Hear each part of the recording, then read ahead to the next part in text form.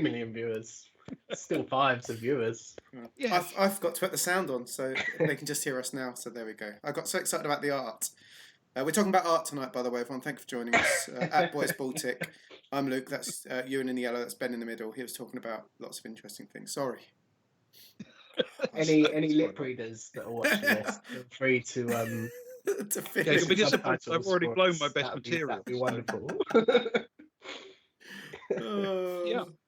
So I am genuinely curious about this, Luke, because actually the graphic we're looking at now is not technically the first one you did that was related to it. I don't think. In fact, I think the very first one you did, if I remember, I could be wrong, but I have a feeling it was this one. Yeah, it's that one. There's my little notebook on it. Yes. Yeah, that was, and that just came out of a session, wasn't it? After Grahil Bass died. Long may he live on in our memories. That's an NPC for those of you listening for the first time. After he died, Ben had us roll for a few things to try and remember him. I can't remember how many things we tried, but his poor body got into a worse and worse state as we went. A lot of things. You kept failing to find different ways to creatively memorialise him. The only thing you got right was the poster behind the bar. Yeah, so in the end, when his body was left with nothing but mush, I think, my character Cara said that she'd make a massive mural. The idea was it took up the whole floor to ceiling behind the bar.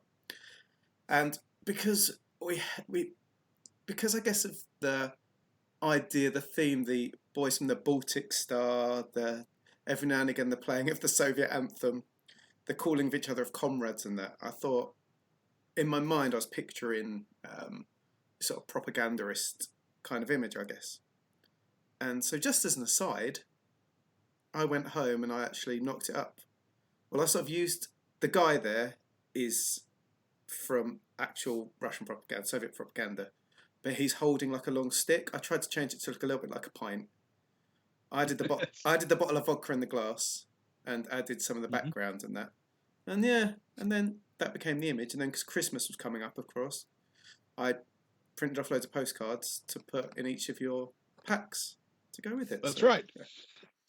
Yeah, so we all got a physical reminder of the late great Grahil Bass. Exactly. Yeah, which is lovely. You know, I mean, that's always appreciated, I'm sure, by dead NPCs when they are so fondly remembered. And when the party goes to such an effort to preserve them, fails miserably. But I do recall the mural role. I think was actually quite good. Yeah. So I think you've done it justice in the in your portrayal, your real life portrayal, Luke. Yeah, I think she did. She rolled close to a natural 12, I think, on it. Yeah. I think that wasn't far off. So yeah. There is a little part of me that actually thinks, were I Grahil Bass? And in one sense, of course, I was, in the sense that he was an NPC. Were I Grahil Bass, I think I would prefer the mural to the idea of being encased in an acetate bar with the toe hanging out so that people could dip their drinks in the toe. Yeah. I just feel that's somehow slightly less respectful. I mean, it would be less respectful at the beginning, but once people have been doing it for 30 years, then it's a tradition and there's a lot of respect there, I feel. It grows. There's a chart, but time and respect go up. It's kind of Equally, like the Ashes then. An urn that was deliberately chosen to be kind of a practical joke on the English cricket team, which is now one of the great trophies in all of sport. Yeah, exactly. I mean, that's how I see it. That I would see it. Should we have succeeded? But of course, we rolled terribly though. Alas, we did roll terribly. We did, it wasn't even Ben disgusted, purposefully making us lose our rolls. It was literally we were rolling 3s and 4s.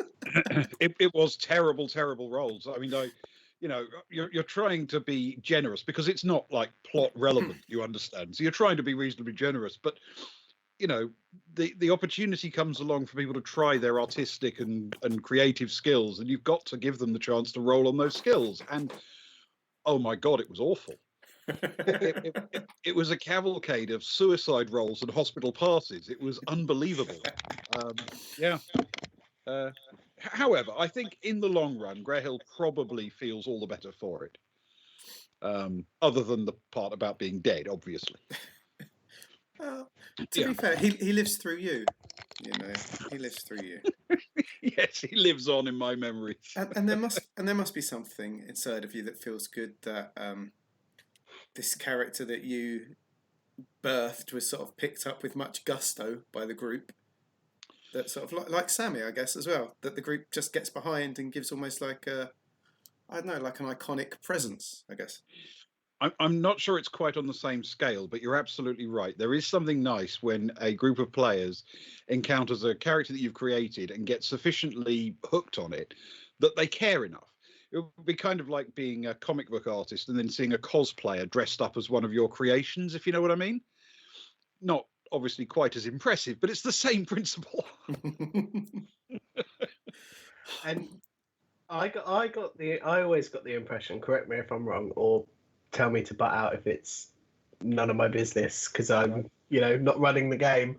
But I always got the impression that he was always meant to be a very small, minor blip along our initial meeting storyline, and that perhaps he was fleshed out as we grew into him.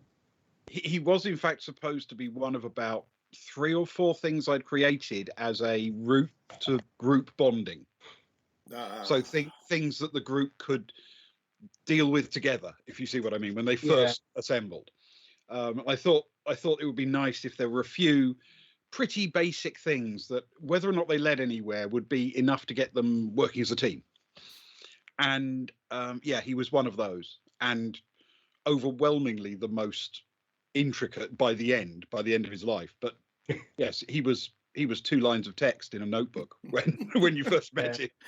And I don't mean that that's how it came across to me in a bad way. It was more of a case of I think we could have easily missed him with a poor roll, with one poor, 1 or 2 poor rolls. We could have never encountered him in the first place, I think. I mean, in reality, the time you encountered him, I think, was the second possible opportunity you had. And there were going to be 2 or 3 more. Okay. So you had other opportunities to encounter him. But I think it was the first or second you actually got him, as you rightly say, with a good roll at the right time.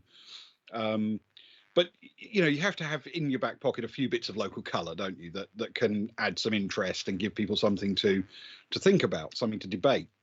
And the idea that, there's this guy, he's kind of following us or he's looking at us, that's a bit dependent on how well you roll or whether you decide to roll, whether you say, I'm looking around to see if anyone's following us. But there's always a few things like that dotted around in most cases where there's something going on that you can investigate. But not all of them are fully fleshed out until I find out if you're going to go that way. But he wasn't really directly connected to anything other than one of your character's backstories. And that was indirectly. He wasn't essential to that either.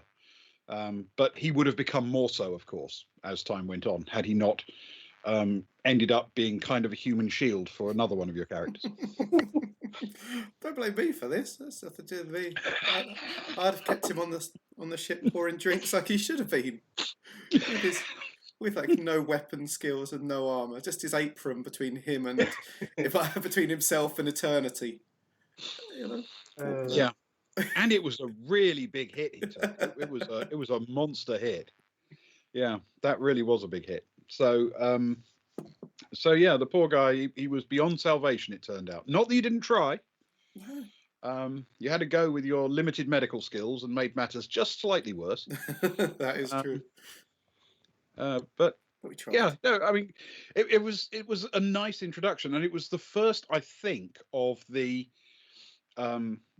graphics that I'd seen you do for this. I think I'd seen 1 or 2 of your other graphic things, and obviously I'd seen the various bits of graphics you have all over your torso and arms.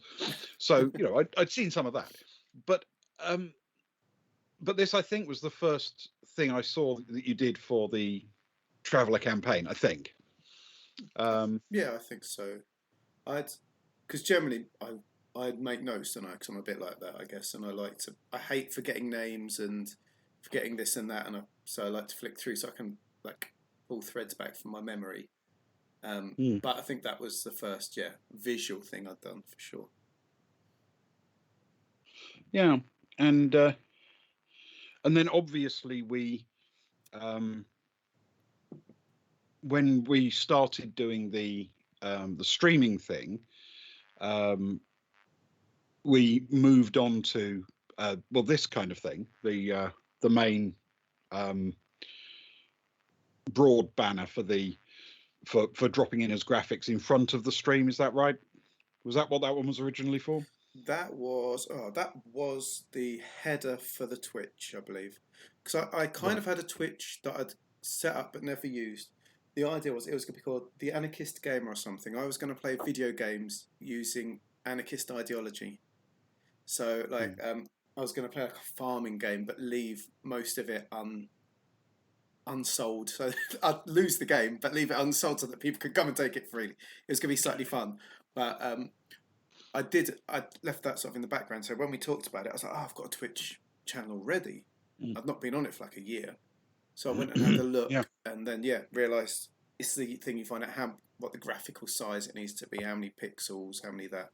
And I was like, I can't be bothered to do something long. I'll just I like that image. Let's reuse that image. It tells a story. It does. It's different to what everyone else is doing, which was kind of the key, really. I don't want it to look like everyone else's, so... Yeah, no, I think it works equally as well as the other one works behind the bar. It's very strong facial expression. We're very serious people. Very serious people. Yes, we're very serious. No, it gives you the impression of a the space. There's there's the Baltic Star. It's actually the class of ship. There's only like 2 pictures on the whole of the internet of it that I had to heavily Photoshop. I remember you. I think we were chatting at one point on Messenger, and you were like desperately trying to find the images of the class of ship. Oh man, yeah. At the same time. Yeah. Yes, it's it's slightly weird because though this one's a modified one, it's essentially a standard ship, isn't it? Straight out of the rulebook. So you'd think there'd be lots of them, but apparently not so many. I guess that's probably partly because Traveller isn't as widely played a game as some. As one, at least. No, indeed. And I think the largest percentage of graphics I noticed from Traveller is still the 80s ones. So there's sort of that pencil sketch, that sort of rough, escape from the dungeon kind of sketch. It's So it's so to find one that you could use for photoshopping is quite difficult. But it was, I think it's fair to say pretty much all role-playing games back then that I remember had that kind of art, except on like book covers. All of their internal art was very much monochrome, pencil drawn kind of art. Well, if you can keep the pages black and white, that keeps costs down for a start, doesn't it? I guess. Yeah. So. And it's very different now. I mean, people expect a completely different standard, I think, of graphics. The graphics back then were barely better than a university zine. I think that's opened up a market as well, because I think a lot of not a lot, but there are certainly a number of modern RPGs out there, or smaller RPGs, that go for that nostalgic feel and try and recreate those graphics to a certain extent to capture people who have that longing for a time gone by, a simpler time. I mean, I like the art in older RPG books. Yeah. Do the original Little Black Book rule books from the first edition, do they have less art in than obviously the? I think it's fair to say the core rule books, I mean, I could actually leaf through them, but from memory, I think the core rule books have essentially no art of any kind whatsoever. Okay. There probably is a little bit here and there, but fundamentally they are very densely packed, very small print text designed to keep the volume down as low as possible. Mm. But there was art that came in the sort of modules and scenarios and some of the expansion rules sets, and quite a lot in things like the Journal of the Traveller's Aid Society and magazines like White Dwarf, which obviously did traveller scenarios and traveller ships and robot designs and things like that back in the day, and they were quite often illustrated. Yeah. But it is weird when you see things in the rule books, the original rule books, that you think they have to have come up with art for this, right? When they're talking about how to design alien creatures by their size and their role and what they eat and how, whether they ambush or stalk or whatever. And there's literally nothing. It's just tables of, it's a size this pouncer with this much.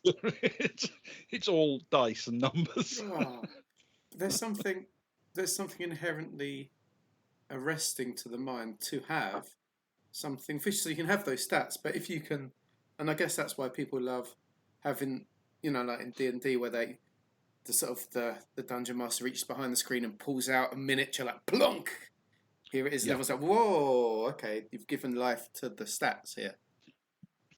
So On the subject of which, we have to talk about the next thing that you sort of did, which you did very much on my behalf as graphics, because I was putting together this reasonably competent but profoundly ugly mapping system. It did serve us well. It served us well, though, when you were starting it out. It has always been functional, but it was extremely ugly, and it's getting better. And the better has come partly from using some map designers that take all of the actual artistic talent necessary away from me and replace it with just put walls here and doors there, which is, better. But a lot of it is down to the sort of tokens and things that you did. So actually, if we start with would it be better to talk about the figures first before the tokens? Does that make sense? Yeah, that makes sense, because the tokens come from it, don't they? So yeah. Okay. So picking one completely at random just because it's right at the top of my alphabetically ordered list. no, that'd be Agnar then. I know my alphabet. Oh look, we're even matching. I know. You've come in theme. He's not quite as hairy as you, though. Maybe one day. Although you both like wearing shorts, though. Interestingly, so there you go. So this is Ewan's magnificent Agnar, yes. Yeah. What a specimen. Oh. So this was not something you modelled yourself directly, was it? You sort of chose from menus, is that right? Yeah. So when far back from when we first started that Traveller Second Edition and we were doing our character write-ups, I did find a few pictures for Kara and Soraya to sort of help me put together their package, if that makes sense. So I had, but they were pictures taken from people's Pinterest or art things, so there's not a chance it would have been right for me to splatter them over everything we were doing and sort of like without asking and crediting and things like that. And because we were looking at it, weren't we? We had a discussion online about finding stuff for characters and that. And then very quickly I sort of realised, if we're going to do this like publicly, we need to go about it legally, I guess, in that regard. And morally. Morally. I can't draw. I'm really upset about the fact I can't draw at all. And I know people say, just practice and you can. Yeah, but there's other things I like to do and I can't draw. Yes, those people, in my experience, those people are lying. They're already a little bit arty. I have tried and I can't. But there's a few things I can do, and one of them is use a 20-year-old version of Photoshop relatively well, and and the other is find places. And this was from Hero Forge, which a lot of people know about anyway. I'd used it a few times for printing off 3D printing some miniatures. I'd done a couple of, I'd done Kara and Soraya for myself a while back. I gave Ewan an Agnar for his birthday, I think, one time. I think I gave Trev, another guy we've sort of played with quite a lot, gave him a. Who did I give him? I would have given him Slarty, I think. Probably Slarty. Slarty. He's the most sort of striking at being an Aslan. So with his long foam mane and clutching two hearts, sad doing, but which is very as it should be. But Hero Forge allows you to do that. It's a miniature creation thing, and it's great. And they keep adding pieces more and more, so you can sort of add it. And it's from America, but if you pay less, you can just get the 3D printer files. And before I had my 3D printer, there was a guy in England that you could send the files to, and he'd print them off for you and send them over. Right. So I've been using Hero Forge quite a lot. And then they brought in like this, but it's really odd because you have to like, in order for an image to be saved, you have to have it in your basket at all times, which makes it really hard. If you want to buy one, you've got to like get rid of all the other ones you've created. Yeah. And then you're screenshotting and trying to find this and that. But then they made a subscription thing, and it's not my job to advertise them, but like you pay a little bit every few months, and then you can have loads of models. You can do little photo shoots with them. So I've had Agnar like this for Valentine's Day. I did a little screen with him and Cara where he's holding flowers up instead. Our little break time one is like him going to the loo. Hang on, where is that? I can put that over the top. There's him like holding himself in, and Soraya looking a bit drunk with a bottle. And so he has to do quite a lot because he's older than the rest of them. Exactly. Yeah. Yes, you're right. That's our Lou one, as you say. That's the. That's the Valentine's one. Yeah. Yeah, and I thought since you mentioned it, I would pop up the Valentine's one. God, I realised now you've got the old one where I hadn't sorted out the window properly. Oh, never mind. We'll just pretend it's some space dirt that hasn't been cleaned off properly. I posted it, then changed it. I realised I've made a blunder. Right. Yeah. But anyway, such is life. I mean, I wasn't really planning to use it in the live stream, if you know what I mean, anyway, because it's not necessarily appropriate most of the time. Yeah, it's a once a year kind of thing, really. It really is. Now, this one I'm not convinced will work as well on screen, because I suspect it's being blown up a little bit beyond its comfortable level, because what you then did for me is created these tokens. Actually, that doesn't look too bad, to be honest. No, it's all right, actually. Yeah, you created me these tokens that I could use for the mapping system, so that we could have these little round tokens that could be representing the characters as they move through a map. And those all came, I think, from the same place, but also is that something that Hero Forge does as like a service? Can you just click a button and it makes tokens? Yeah, that's again, you have to be on the subscription version of it, but it will do that, and you can print off your own, or like so I can send them over to you, and it does color schemes as well, which is nice. It's striking, so it's more visual. So I picked like a gold for Agnar. I think Cara was a pink, Soraya was a green. I've got a feeling Stefan was like a grey bluey kind of colour, I feel. Stefan. Let's bring up Stefan and see. I can't actually remember now off the top of my head. I think you're probably right.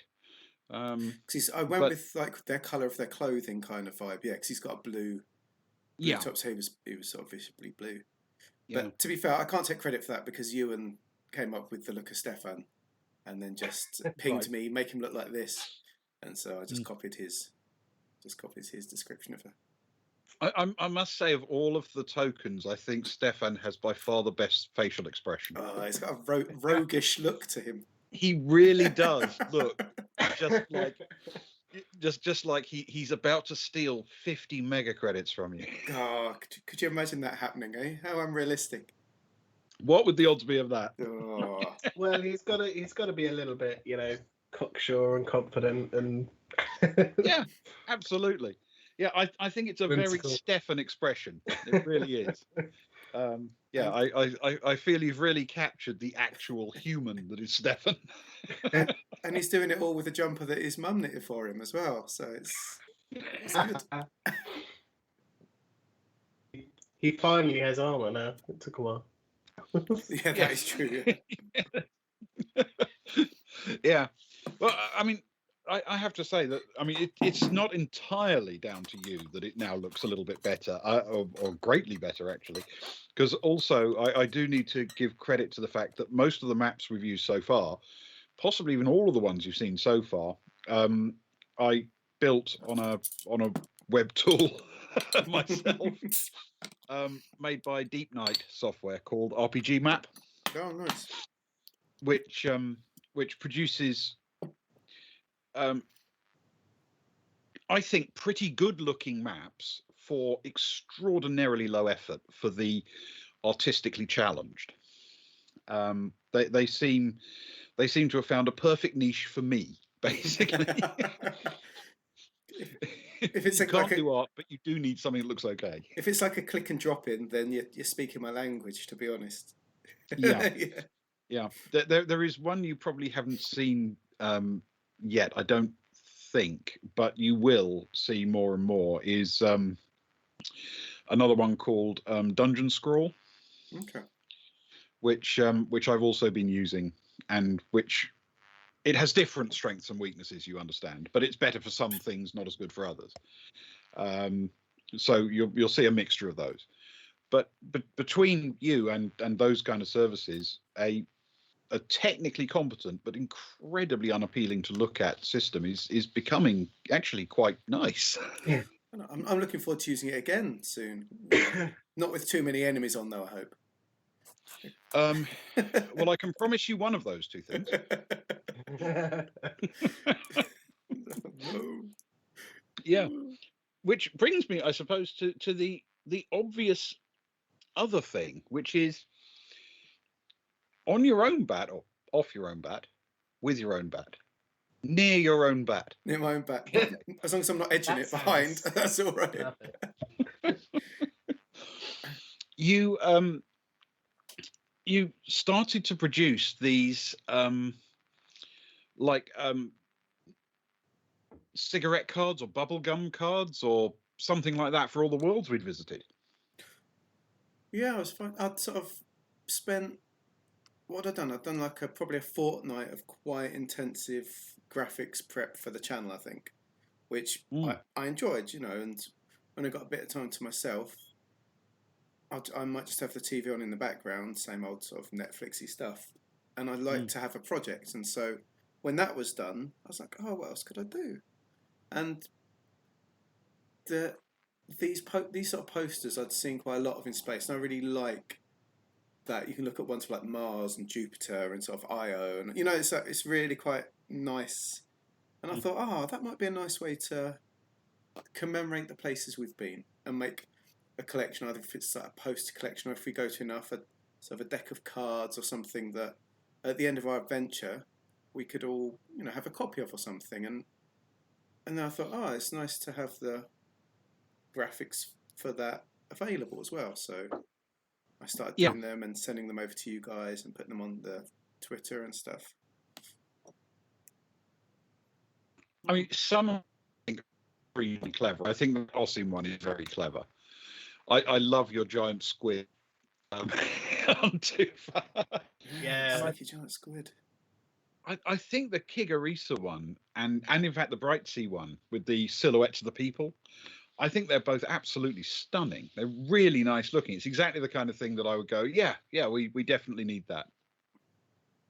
And they're these are my favourite, I have to say, art-wise. I think just the style, and they're very of a time. And if I was on Osin and saw that in a postcard shop, I'd buy a postcard like that. Yeah. Yes, I think they're rather nice. I mean, the slogans are amusing, but I think the Kigarisa one is nice. The the idea that you'd actually have like a tourism card which says you can't go there. Yeah. It's no, they can't go there now. What do we do? Let's just slap something on it. But we'll keep selling the card. Got to make profit somehow. Yes. Yeah. Yes, but yeah, the Osin one I think is lovely. I think it's very stylish, and the silhouettes for the Brightsea one are excellent as well. It's yeah, and these are still in Photoshop, are they? I mean, that's what you use for them. Yeah, absolutely. like it's you have a overarching concept. So like for all of them, there'll be two colors used for space with a setup so that it goes from one color to the other, and then you put in a few stars as is needed. Like so, I've got a couple of because I think it's nice to have an overarching graphical style to link it together. But then within that, so some need frames, some shouldn't have frames. I think there's a few fonts. I've downloaded a few more fonts from like the period, and then just other than that, it's just playing with textures. I'm sort of a member of a couple of texture sites. You know, I've got a thing on that, so I can take a texture that I like the look of, make it a sphere, and then add some cutout or something color changing to it. So that one I think was texture of some dirty earth, I think, and I missed with a little bit of water down the bottom, and so then I just photoshopped it up a bit, and so I've had it. That one I just slapped an island on a blue sphere. Mm-hmm. So for me, Brightsea, our whole time on Brightsea pretty much was in orbit, and so Yes. Brightsea's, it's just a few islands with a bit of industry. So I thought, what's the biggest selling point? It's a beautiful ball with a big space station. So that would be how you see it. So you mainly, as you say, you had quite a few adventures on the space station, and then fled it in a hell of a hurry. But yes, you only barely touched the surface, really. Quite literally. Yeah. But I just like the idea of people looking through a giant observation window at this beautiful watery ball, I guess. So that was where that one come from. So yeah. And it's a bit of a knowing nod to the campaign that we played, in the sense that you did, for the most part, see it from orbit. Yeah. I mean, I suspect that's true of most people. Yeah, there's not too much down there, is there? So. Well, at least there isn't the way I. There might be a lot further. People might spend months on that planet. There may, the next referee who comes along may turn it into something completely different. But that's for them to worry about. These are very much sort of our versions of these worlds, of course. Absolutely. Which is actually, I suppose, one of the things that's quite nice about Traveller, that there is so much scope to, create your own things and do your own things. Every world you come to can be a creation of pure imagination, because every world is so different, and there's an infinite number almost to explore. I mean, I don't believe there is ever going to be such a thing as a Traveller campaign that will visit even 10% of the worlds. So everybody's going to have the opportunity to go different places, see different things, and then every referee is going to describe it differently and build it differently. Every place is going to be different. So it is kind of infinite. Well, it's quite interesting. So I sort of follow a couple of other Traveller adventures through Twitter, and they're adventuring in totally different sectors, other sides of the map. Like one is dealing with some Aslan High Command somewhere. Another is just about to go on some Borderlands somewhere. But they're totally having their own adventures. Someone like pretty much Icy Wastes for the last few months.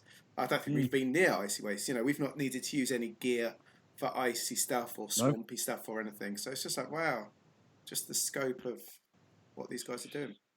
No, you're right. I mean, our campaign so far hasn't touched a snowball world. There are plenty out there. We just haven't reached one.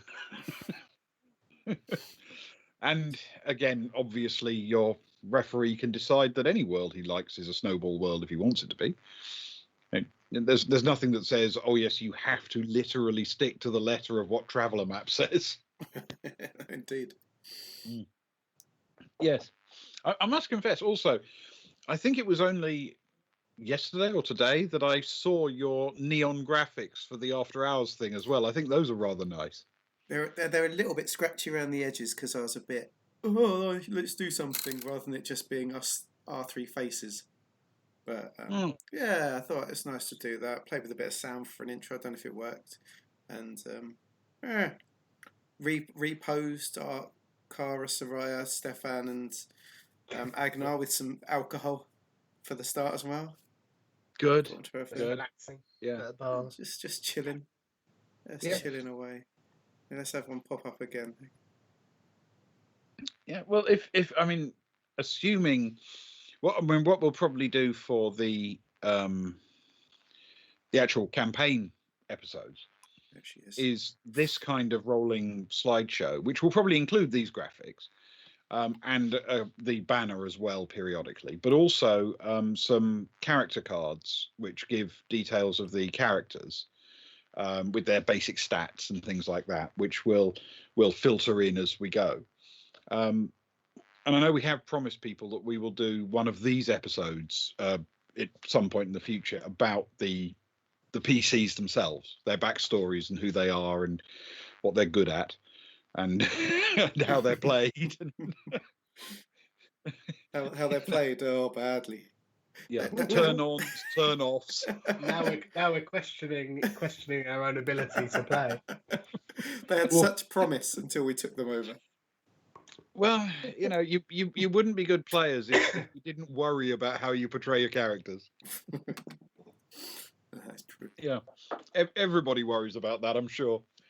Yes. Yeah, but I must confess, I think it seems like such an obvious thing to say, but the quality of the graphics has made such a difference to the presentation of everything we do. It really does just make us have a bit more engagement. It's a bit less rough and ready, if you know what I mean. It feels a bit more integrated, like we did it on purpose. Well, it's like if you look back through all the old episodes of everything, every episode, like another thing has been added. It's like the first one is us just sat there, where you two, big, me and little, just talking. And then I was like, oh man, this is quite bare. So no, and I know adding stuff doesn't add to the quality of our storytelling, but I was like, oh, let's add a couple of bits. So I did a bit of information stuff, and just to fill up the screen, so it's not our ugly faces taking up the whole thing so much. Which I think people appreciate. Yeah, anything to take attention away. Yeah, truthfully, I mean, your graphics are definitely an improvement over us being big on screen. I feel we need to be on screen, but not big on screen. No, I'm liking this new everyone small approach. Yeah. Yeah. I mean, aside from anything else, it feels more fair, doesn't it? Yeah, definitely. Yeah. I enjoy being little. You two can be big. I quite like it. Yeah. I like being in the corner. It turns out I'm more comfortable being little as well. Who knew? Who knew? And you're even sitting littler. I have, yes, sliding down.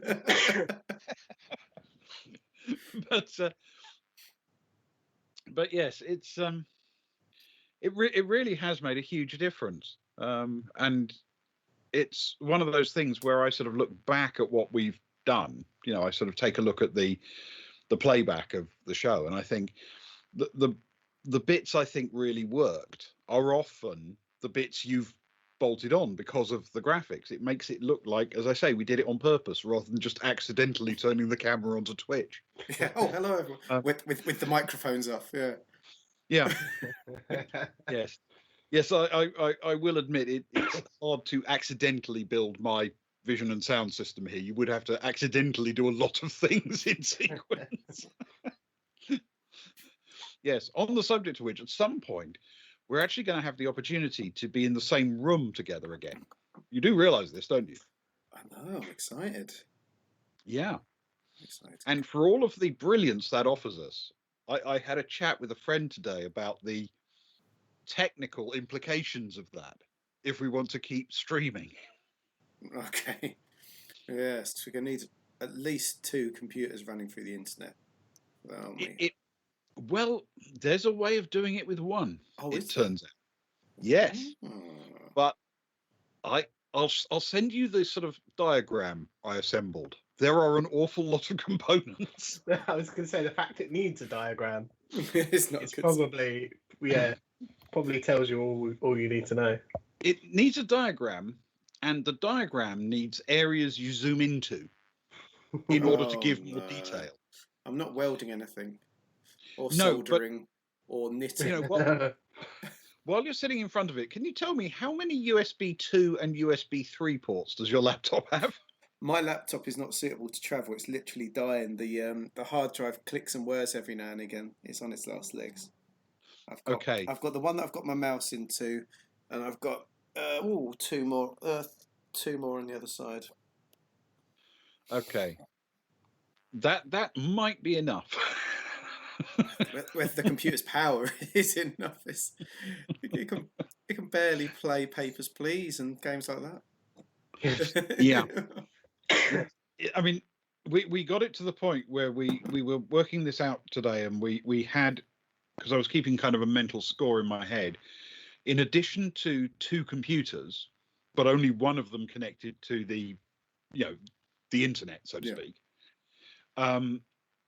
You would need, in order to run it properly, 23 other pieces of equipment. And 3 tools. Oh, I was counting the 3 of us as 3 of those pieces of equipment. 20 pieces of equipment and the 3 of us. Yes, there were an awful lot of boxes and adapters and converters and things of that nature. So at some point we're going to have to do a really farcical dry run, aren't we? Which we will obviously stream live, because it may prove to be comedy gold. Maybe the best thing we've ever done. It's entirely possible. Yeah. At some point in the middle of it, we're going to say, look, I'm going to plug this in and find out if it works. So I'm going to roll first. Thing is, that said, might be, it's worth the hassle for being face to face again. Like, there's so many people. I know D&D and role playing in general has just taken off during lockdown because it's something you can do, and I know that because of that, it's like all the online ones. You know more of those. What are sort of the online play ones? Is it like Roll20 or something? What are the where they can meet up? Roll20, and there's is it Fantasy Grounds? I think does maps and online play. And some and can there's a have couple people. of other places. Some can people meet up and matchmake, can't they? It don't even need to be mates or something. Yeah, you can play with. You can join people's games, or on Discord. I think there's a lot of forums on Discord of people joining games with people that they've never met in person, opposed to what we do. I'd struggle, but I think they would carry on playing remotely because it's shown there's a market for it and people enjoy it. And if you've got no one around, then finally, I think in the 80s there's people dying to play tabletop roleplay games that there was one other person in their whole town. Do you know what I mean? So you can understand why people will. Yeah, but I think we're in a position like other people will be that we can meet up again. It negates some of the scheduling issues as well. If you've got, it's not so bad with the 3 of us, but if you've got a group of 6 people and you're all trying to find a day that you're free, or weekend that you're free, once you're allowed to go out and do stuff, it becomes slightly more difficult. Whereas if you're online for a one shot, chances are, if there's a big enough chat out there, you'll be able to find a group of people that are able to play and scratch that itch for you, I guess. And if you've got a couple of characters in your back pocket ready to jump in on something, happy days. I mean, I'm sure you're right. I mean, it's, as you say, it's a thing you can do remotely. You really can just dial into a service, whether you use a video conferencing system like we're using here, or whether the service, the role-playing service you dial into provides that, which I think some do. But either way, it becomes possible to hook up a game with people on different continents, theoretically. But it's never going to be quite the same as sitting at a table, rolling dice, and being around the same environment. And we've been very lucky in that, of course, before lockdown we were able to do that. And now, irritatingly, we're about half a mile across the furthest from us. Well, if I climbed over my back garden, I could be at Ewan's house within about 20 paces. and both of us could get to yours with a decent walk on. Yeah, in what 15 minutes to get to yours, maybe. So it's not far at all. Yeah. I mean, probably 15 minutes here and 20 minutes back after 3 bottles of wine. Oh yeah, quite right too. You know, It's twice as long on the way back. It's twice as far. Oh yeah, yeah, absolutely. Uphill as well. Yeah. So you know, we have been lucky before lockdown in that we've got a group of people we can play with, and we will have that opportunity again. But we'll have to work out how to actually do it because there are some technical issues, and we will resolve them, no doubt. Because to not do so would be far too easy and far too funny, and we're just not that clever. No. We have to work hard at being useless. We can't just even be useless easily. Oh no, we're not skilled enough at being rubbish. That's the problem. to screw up all sitting around a table at the same time, you'd really have to try. Exactly. Oh, yeah. Yes. Yeah. So, unless you've got anything else you want to ask, Ewan, I think we've more or less covered the graphics themselves. Yeah, I think so. I think we have. Sorry, I'm just gazing off into this slideshow of worlds that we've been to, which I must say, I think they must come across different, I would imagine, to me as a player and my experience on that world than they would to, say, Ben looking at these, thinking of the world that he planned and the things that we didn't see, perhaps, or the routes that we didn't take that he thought we would take, or I don't know. I don't know whether I get a different embodiment of the world from looking at them than the person who designed the world. Yes, I'm not sure, actually. I don't think we'll ever know. But no, I'm not sure there's even a way to compare, is there? No. When I look at Kigarisa, I just see the falling body of a governor. Yes. Yeah, and they very much embody, you know, my experience as a player of that world. Yeah. And to be honest, it's not just the falling body on Kigarisa, is it? It's the rising body first. That's true. It's still rising, just more slowly. It's the fact that decision was deliberately taken to throw him out of the airlock while you were still accelerating up from the planet, so that he would fly up for a little while before turning back down and crashing. So it certainly wasn't my decision. What am I, some kind of murder hobo? So it's nothing, not that to be. No, Sarai was flying anyway, so she had no say in it. Yeah, she wasn't actually responsible for manning the airlock. No. You imported specialists for that kind of work. A certain man with a raised eyebrow and a natty blue jumper, I think, was around near the door somewhere. It sounds plausible. You may have been there. I mean, I can't recall exactly who pressed the button now.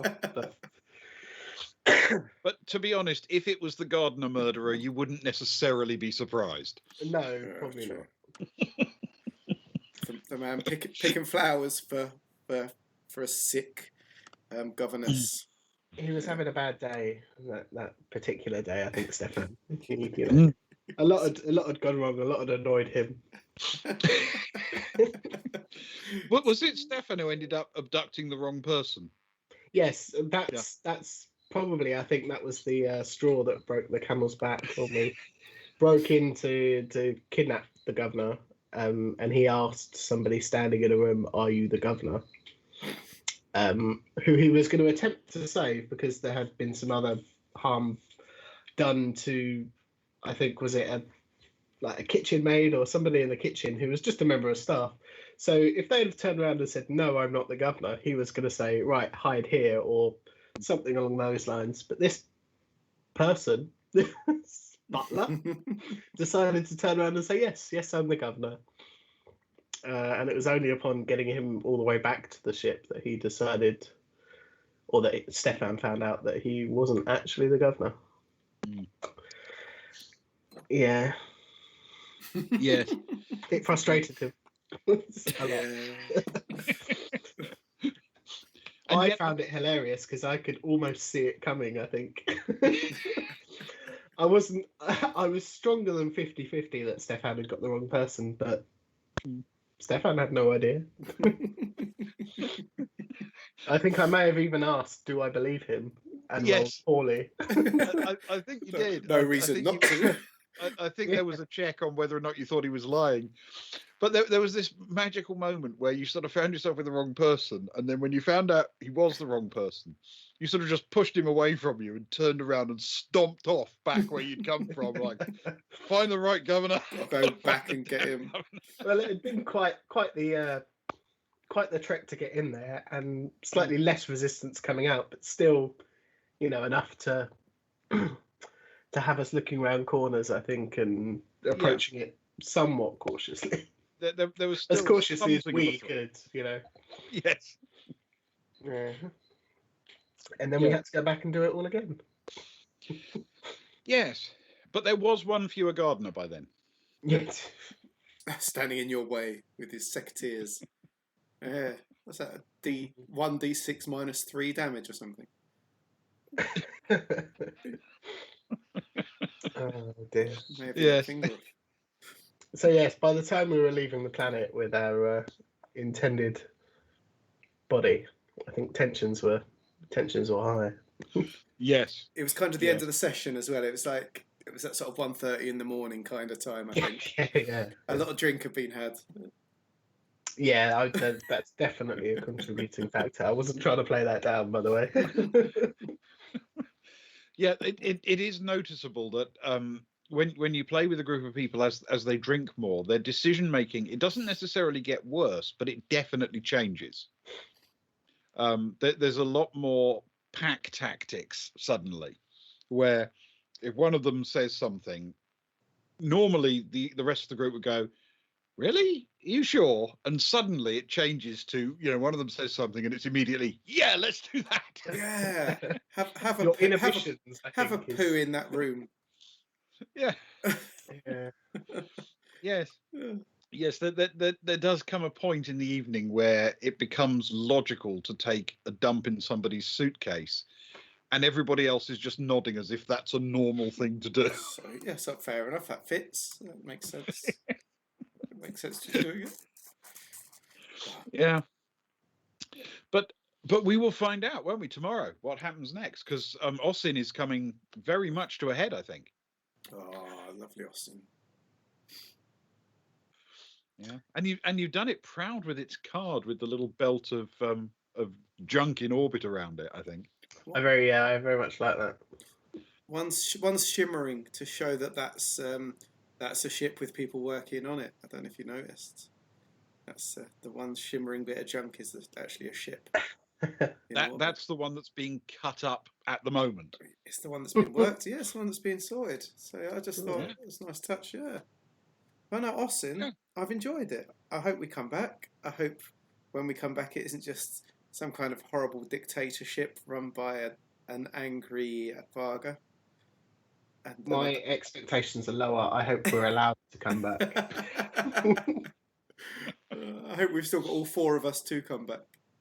It amazes me that your expectations aren't low enough for it to be, I hope we're alive to come back.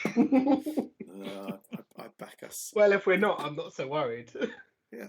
To be fair, you do have a point there, don't you? Yes. Yeah. If nothing to worry about then, have I? Yeah. The dead probably have fewer concerns. Exactly. Yeah. That's exactly it. Austin's been good. It doesn't feel like it's outstayed its welcome. We've been there for a number of sessions, but there's been stuff, and I don't think we've got clogged down on doing one thing. Every week have a focus, whether it was some Black Sun stuff, whether it was the mine.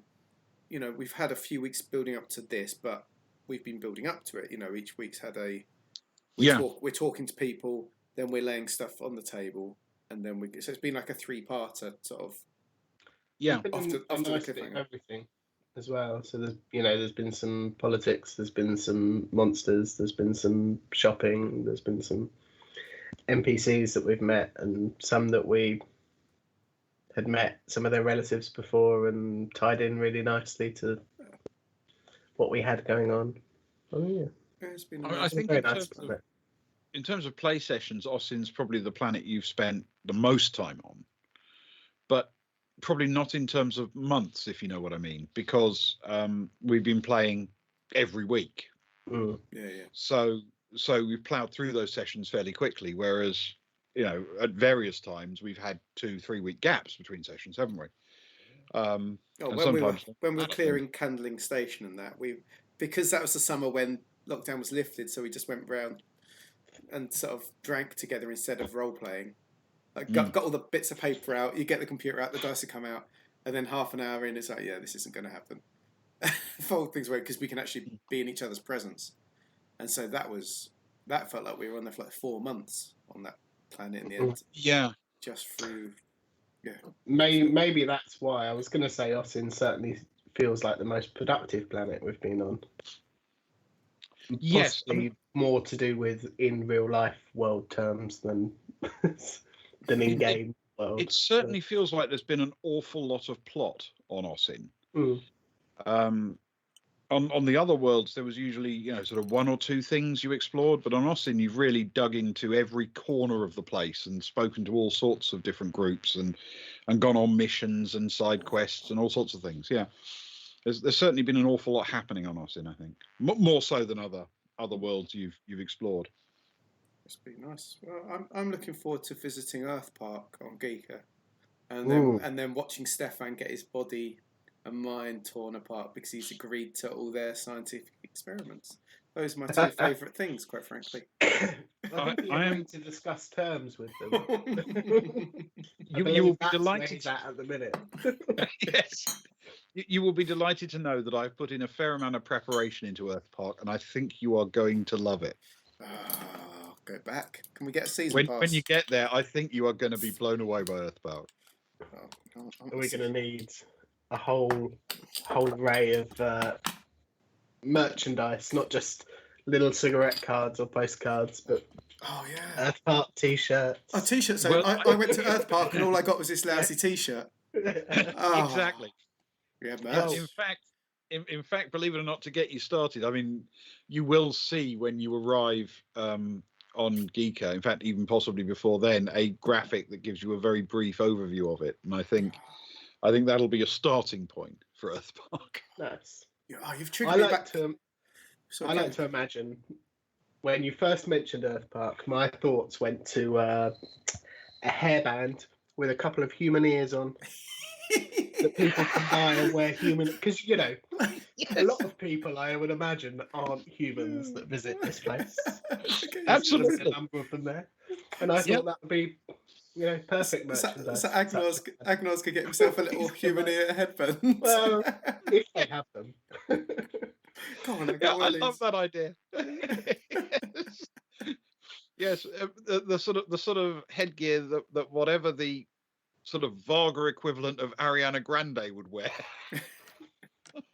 So instead of the little cat ears, human ears. Yeah. Or like other famous theme parks out there that have ears on. Indeed, there are other theme parks that are known for their ears. Not allowed to mention. I mean, to be fair, I don't think we're sponsored by anyone or limited by anyone. As long as we're not actually deliberately attacking anything and bad-mouthing it, I don't think we're limited, are we? No, probably not. But we're not. I mean, we're not attacking them yet. But come our session with Earth Park, things might. I don't think we've slandered anyone yet, so we're okay. No. So far. No, in fact, the companies we've mentioned or groups we've mentioned that we've used for the graphics this evening, we've been reasonably complimentary about, I think. I'm very happy. I'm very happy. Without them, would be nowhere. Yeah, and that's absolutely. That's a glowing indictment. Yeah. Indictment? Yes. Endorsement. I was going to say, indictment, that's not glowing at all. A glowing indictment is something different. It's very flipped around. Yeah, it's like when somebody says it was egregiously brilliant. Exactly.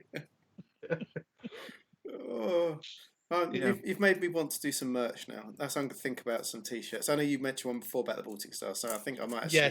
Yes, I need one of those. I did look at how to set it up so that you could have it, because loads of people have that thing where you have the online shop thing and you just run it through a printer, so if you want one, you click on it and you can get it rather than having to order in 8 or it's not worthwhile. Do you know what I mean? So Yes, it's nice. print on demand. Yeah. Kind of thing, yeah. So I've looked at that. Any that decent. So if we can, we'll come up with some ideas. It'll be fun. It'd be Something lovely. for us, and if anyone else wants one for whatever reason, Yeah. yeah. I mean, nice. frankly, if we're going to end up having graphics anyway, then offering people, including ourselves, the opportunity to put them on a T-shirt or a mug or something seems logical. Oh, some of those cigarette cards on a mug. Oh, a 2 Yeah. for a mug. Oh, lovely. Wouldn't that be fantastic? Oh, beautiful. Right, that's it now. That's what I'm doing for the next week. The after hours graphics are done for now. My next week is looking up about online print on demand shops. There we go. Right. Now, formally, we haven't decided what we're going to talk about next week, because I know we're running up against the back end of our time, aren't we? We are. But we haven't actually officially discussed what we're doing next week. But are you okay with doing the player characters next time? I am. I am also. Let's talk about some PCs and their backgrounds and their motivations and their interactions and their dreams and tragedies. Yeah. Aspirations. Aspirations, their broken hearts. What is your biggest flaw? What is your biggest flaw? We're not going to do it job interview style, are we? Because Where do you bad see enough yourself at in real 5 life. sessions? yeah. I work too hard. That's my problem. Yes, I still remember that lovely cartoon about the guy at the interview where the chap interviewing him says, "What would you say your biggest flaw is?" And the chap says, "I'm brutally honest." The guy says, "That's not really a flaw." He says, "I don't care what you think."